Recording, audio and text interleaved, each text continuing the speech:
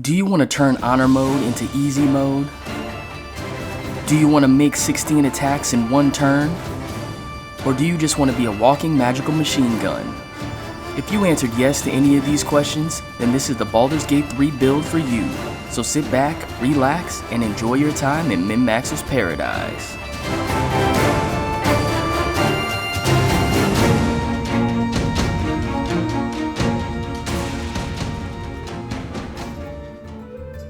For this build, we'll be taking levels in Sorcerer, Warlock, Fighter, and Rogue.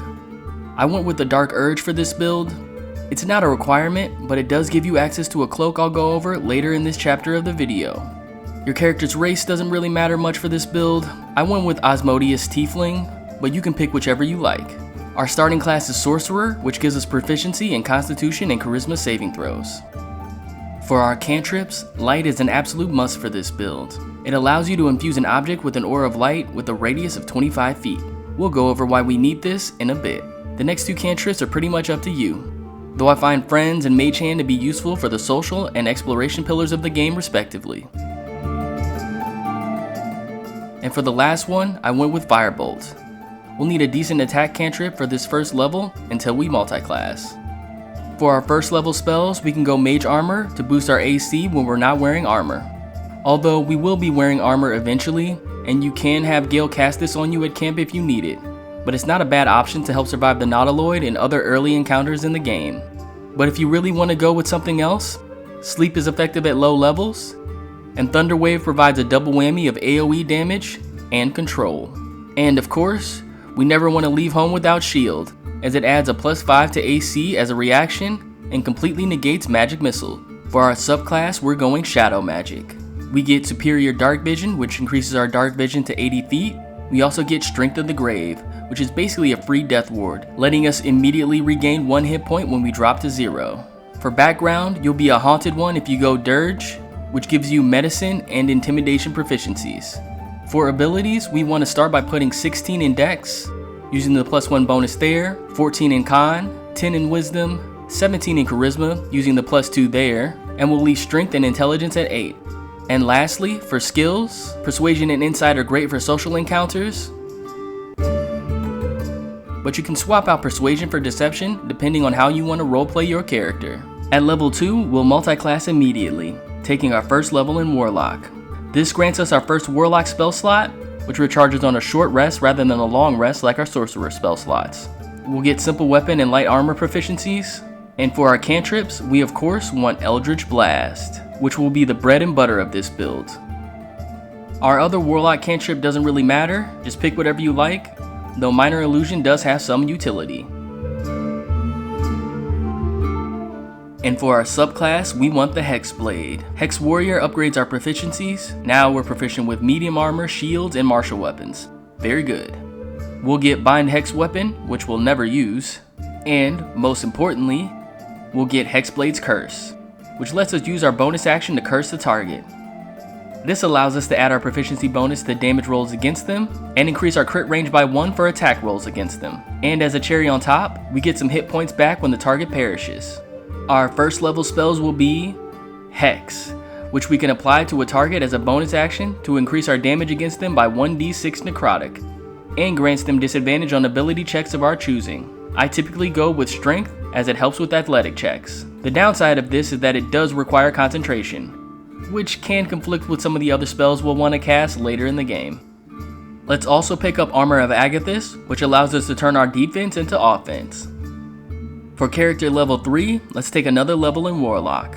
We get to pick up a couple more first level spells. Arms of Hadar is decent, Hellish Rebuke is good if you don't already have it, and if you do, Protection from Evil and Good can situationally be very potent. We also get access to Eldritch Invocations. We want Agonizing Blast, which lets us add our Charisma mod to our Eldritch Blast damage, and Repelling Blast, which allows us to push a target up to 15 feet when we hit it with Eldritch Blast. No saving throw required. Now, you can only move a target once per casting, but if you target multiple enemies, you can push them all at once, which is great when you need to provide control or knock enemies off the map.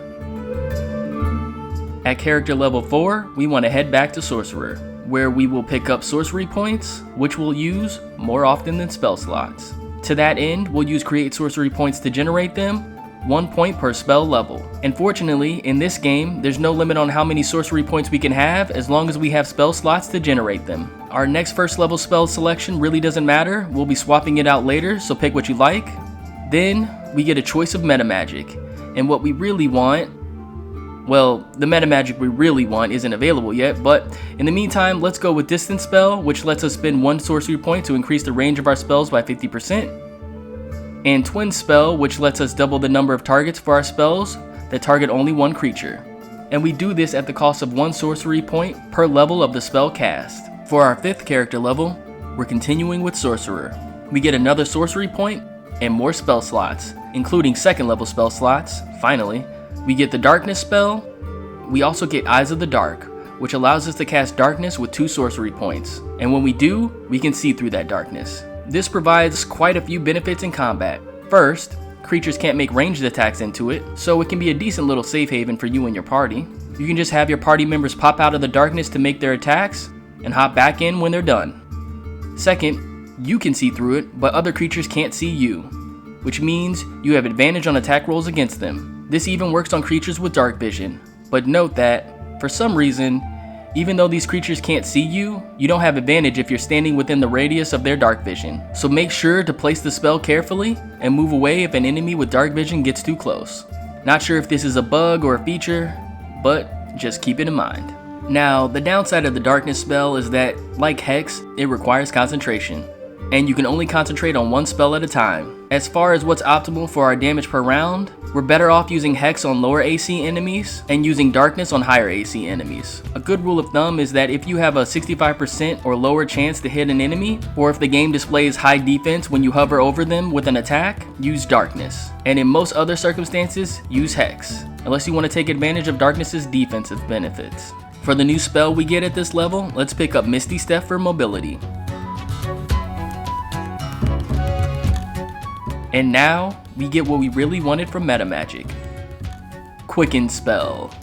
This allows us to, at the cost of 3 sorcery points, cast an action spell as a bonus action. Now we can cast Eldritch Blast twice on the same turn, without having to rely on being hasted by a potion of speed or the like. And because of the boost our Eldritch Blast gets at this level, that means we can get 4 blasts in a round with Quicken Spell when we're not hasted, and 6 when we are.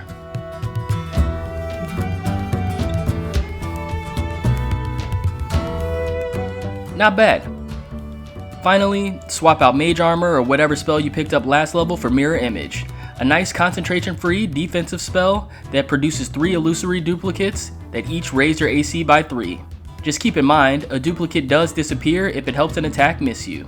For equipment in Act 1, we'll want the Haste Helm, which grants 3 turns of momentum at the start of every combat. Momentum grants you 5 extra feet of movement per remaining turn. This can be great for getting exactly where you need to be in the first round of combat to safely camp in your Darkness spell. It can be found in this moss-covered chest, here, in the Blighted Village. Now, assuming you're playing Dirge, you'll eventually get the Deathstalker Mantle. This allows you to turn invisible when you take out an enemy. This can happen once per turn, and the invisibility lasts either for 2 turns, or until you attack, cast the spell, interact with an object, take an action or bonus action, or take damage, whichever happens first. Now, it's a bit tricky getting this cloak without locking ourselves out of the robe we'll need later in the game. Basically, Alfira, the Tiefling Bard, shows up at camp one night when you take a long rest, and something bad happens to her. To avoid this, go visit Alfira in the Emerald Grove, make sure to turn on non-lethal damage, and knock her out.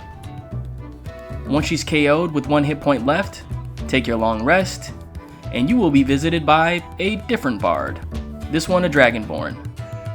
Something bad will happen to her. At some point later, when you take a long rest, you'll get a visit from a creepy butler who will gift you the Deathstalker Mantle. And Alfira will still be in play for Act 2, assuming of course you make sure the tieflings survive Act 1. Moving on, you'll want the best medium armor you can find. Next, you want the best boots you can find. I have the Boots of Striding, which give you a turn of momentum when you're concentrating on a spell, which you will be doing a lot. You also can't be knocked down or moved while concentrating, which is a nice feature to have. You can get these off of Minthara inside the Shattered Sanctum, inside the Goblin Camp. we want the Gloves of Belligerent Skies. They give a target 2 turns of reverberation when we deal thunder, lightning, or radiant damage to them. Reverberation gives a target a -1 penalty to strength, dex, and con saves per remaining turn. When the number of turns hits the maximum of 5, the target takes 1d4 thunder damage and possibly falls prone, subject to a dexterity save. As of the recording of this video, the lightning damage from lightning charges, which we'll go over in just a bit, does not proc this, but the thunder damage from a certain sword we'll be using does. More on that in just a moment. These gloves can be found in this chest, here, in the Inquisitor's Chamber, in the Githyanki Creche. Next, equip the best ring you can bind. I picked up Crusher's Ring, which increases your movement speed by 10, further boosting your tactical positioning. This can be taken from a goblin named Crusher, here, in the Goblin Camp. And while not essential, the Moondrop Pendant is nice to have, preventing you from provoking opportunity attacks when you're below 50% health. It can be a nice way to get out of dodge if you don't have a bonus action or a spell slot available for Misty Step. It can be found in the Selûnite Gilded Chest, which can be opened by reading the Selûnite prayer sheet in front of the chest. Here, in the Owlbear's Nest. For weapons, we want 2. The first being Spellsparkler, a quarterstaff that gives you 2 lightning charges each time you deal damage with a spell or cantrip. Lightning charges work like this. While you have at least 1 lightning charge, you get a +1 on attack rolls and deal an additional 1 lightning damage on each hit. Moreover, once you reach the maximum number of charges, which is 5, the next time you deal damage, you deal an additional 1d8 lightning damage and all your charges are consumed. So if you're making a lot of attacks like we are, you should proc this d8 damage quite often. This staff can be obtained as a reward for saving Counselor Floric, here at Joaquin's Rest. The second weapon we want is the Drow Sword, Phalar Aluve. It's a +1 longsword that grants you the Melody action. With this, you can either make the sword sing or shriek, affecting certain creatures within a 20-foot radius. If you choose Sing, it grants your allies in that area a +1d4 to attacks and saves. Not too shabby. But since this build is all about dealing damage ourselves, we'll mostly be using the Shriek feature. This one subtracts 1d4 from the saves of all enemies in that area, and causes them to take an extra d4 of thunder damage each time they take damage. That extra damage not only applies to our attacks, but those of our allies as well. To maximize your action economy, be sure to go into turn-based mode, activate Shriek, wait a turn, and then initiate combat. This lets us have our action for the first round of combat to cast, say, Eldritch Blast. This sword can be found here, not far from the Selûnite Outpost fast travel point, in the Underdark. Now, we can't wield both of these weapons simultaneously, yet, so basically, stick with Spellsparkler if you're fighting enemies further away, and use Shriek from Phalar Aluve if you can safely stay within 20 feet of your enemies. And in your other hand, just rock a shield. Lastly, our ranged weapon doesn't matter, since we won't really use it. Now, we don't want to go too long with an odd number in our charisma, our main stat, so be sure to visit Auntie Ethel. If you strike a deal with her in her lair, she'll give you a bit of her hair.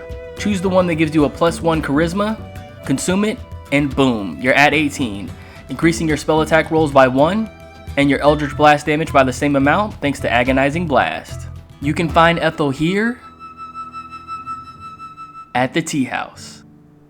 If you've been enjoying this video so far, please give it a like and subscribe. It really helps the channel out a lot, so I can give you more of these build guides. Thanks. Now on to Act 2.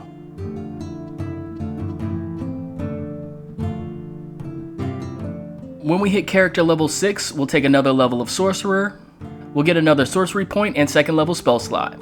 For your new cantrip, pick what you like. I went with Shocking Grasp to have a melee spell attack in my arsenal just in case. For your new spell, Enhance Ability has great out of combat utility. Invisibility can be useful. And Hold Person is a great control spell. I went with Hold Person, but you can pick any spell you'd like. And for the feat, we'll go with Dual Wielder. Now we can wield both Phalar Aluve and Spellsparkler, benefiting from both simultaneously. This feat also boosts our AC by 1 when we wield a melee weapon in each hand. At character level 7, we're multi-classing. Again. This time we're going Fighter. We get Second Wind, which gives us a little heal as a bonus action, and a bunch of proficiencies we already have. And lastly, we can pick up the Defense Fighting style. It'll give us a +1 to AC when we wear armor, which we'll only be doing for a short while longer. However, the rest of these options don't really do much for us, so we'll go with defense for now. I know, not an exciting level up, but bear with me, because at character level 8, we'll get our second level of fighter, getting what we came here for, Action Surge. This lets us gain an additional action in combat once per short rest. Now for those keeping track, that's 2 Eldritch Blasts for our regular action, 2 from our Action Surge, and 2 more from our bonus action thanks to Quicken Spell, for a total of 6 attacks, 8 if we're hasted. Things are starting to come online. For equipment in Act 2, we'll secure the following. The first is the robe I mentioned before, the Potent Robe. This is a Warlock's dream, as it lets us add our Charisma modifier to our cantrip damage, essentially doubling our agonizing blast damage. It also gives you a +1 AC and temporary hit points equal to your Charisma modifier at the start of each turn. You can get this by completing the Rescue the Tieflings quest and talking to Alfira here at Last Light Inn. Now, with our shiny new robes replacing our armor, we'll also have to ditch the Boots of Striding, as they count as medium armor. That way we can cast Mage Armor, or have someone else cast it, to get our AC up to a respectable 18. This brings us to our next items, the Evasive Shoes, which will replace our Boots of Striding. Evasive Shoes give us a +1 to AC, bringing us up to 19. They also give us a +1 to Acrobatics. You can get them from Mattis, here, at the Last Light Inn. Next up is the Coruscation Ring. While we wear it, when we deal spell damage to a target while illuminated by a light source, we inflict 2 turns of Radiating Orb on the target. Radiating Orb is a debuff that reduces the target's attack rolls by 1 for every turn remaining, to a maximum of 10. It also causes the target to shed bright light, more on that later. So, in order to ensure we can use this effectively, we have to make sure we're illuminated when we cast spells. That's why we picked up the Light cantrip. Just cast it after every long rest and we're good to go. And fortunately, it does not conflict with our Darkness spell. We can find this ring by entering this door here at the back of the Last Light Inn. Unlock this cage door. Eldritch Blast this cracked wall. Unlock these double metal doors.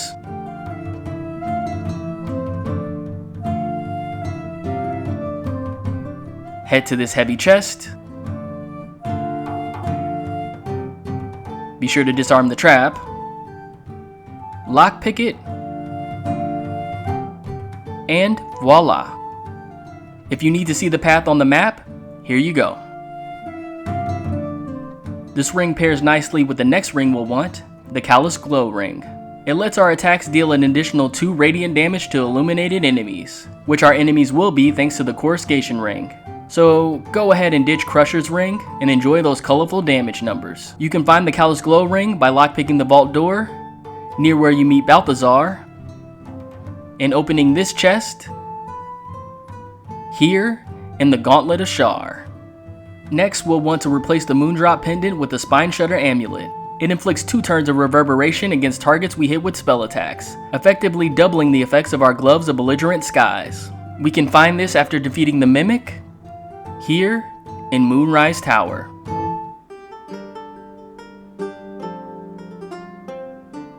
At character level 9, we'll take our 5th and final level of Sorcerer. We'll pick up another sorcery point, and finally, get our first 3rd level spell slots.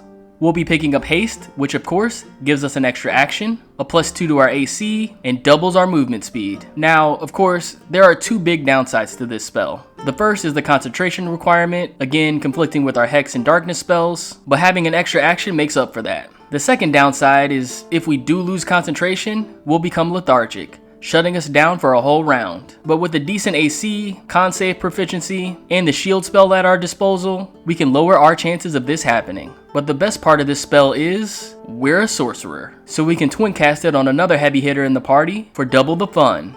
So whenever possible before a fight, twin cast this, activate Shriek from Phalar Aluve, and wait around before initiating combat. And lastly, we should definitely have someone at camp who can cast mage armor on us at this point. So let's swap out that spell or whatever we have in its place to pick up Counter Spell, which lets us burn our reaction to stop an enemy from casting a spell. Highly effective later in the game when we start encountering more spellcasters. For the next level, we'll be multiclassing one final time, this time into Rogue. We'll get light armor proficiency we don't need, but we'll also get another skill proficiency. Pick what you'd like, but I'd recommend Perception, which is always good to have. We also get Skill Expertise, which lets us double our proficiency bonus for 2 skills we are proficient in. As the party's face, I'd suggest Persuasion, and for the other skill, it's your choice, but I'd probably go with Perception. At character level 11, we'll take our second level of Rogue.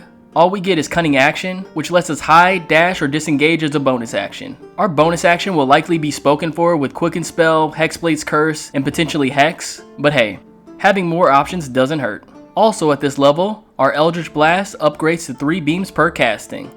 And lastly, the reason why we picked Rogue in the first place is so that, at character level 12, we can pick the Thief subclass. We get second story work, which makes us resistant to falling damage.